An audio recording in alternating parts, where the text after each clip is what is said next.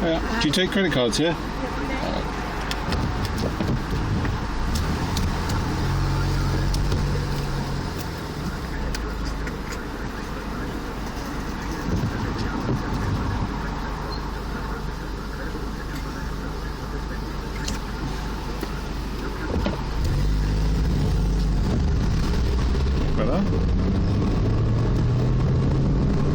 So here we are.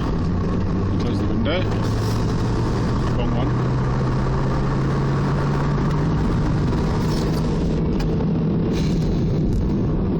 On the old Severn crossing, this one's a lot more susceptible to wind. You get a much more open view. Not sure if it's coming across. You also got a pedestrian and cycle path on the side, which I've cycled across, which is quite entertaining because it's very windy. But you can see a lot more of the river from here. It feels like a shorter bridge as well. Technically, this bridge doesn't go from England to Wales like people think it does. It actually goes from England to England, because when we land on the other side, the suspension bridge comes down on a peninsula which is in England, and then there's a little, I think it's a cable stay bridge, that goes down, that goes across the river. I'm not sure which river it is. Why? Don't know.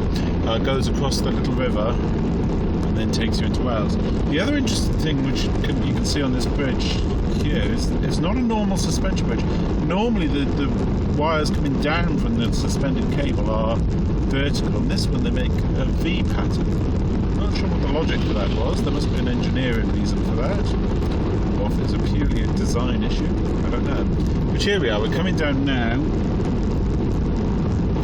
into England at the end of the Severn Bridge. These anchors for the cables are in England. This is England. These plain bridges down here are in England. So here we are. The bridge has come down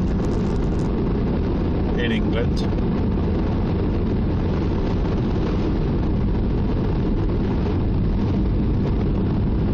And now we're just about to leave English soil. I would do touch the soil, but we're just about to leave England. Across the little cable stay bridge here.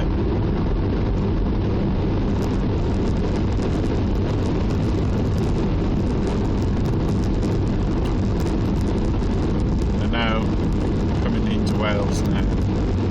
So the Severn Bridge goes from England to England. The old Severn Bridge.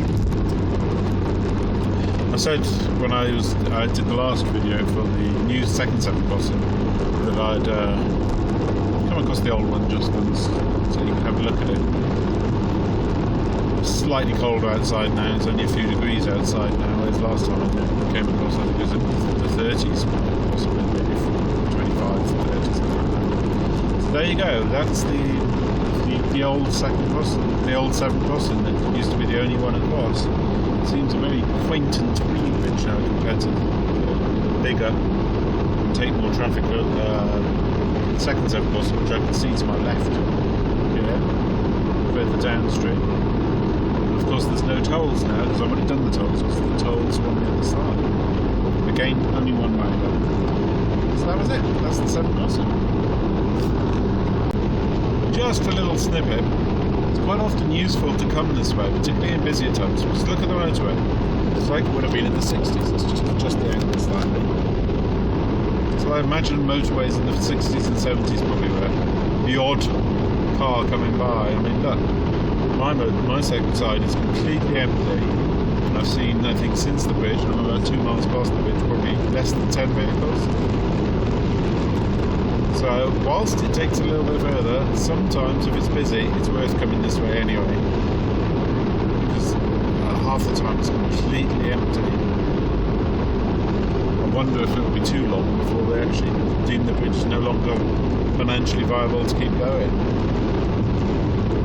Time will tell.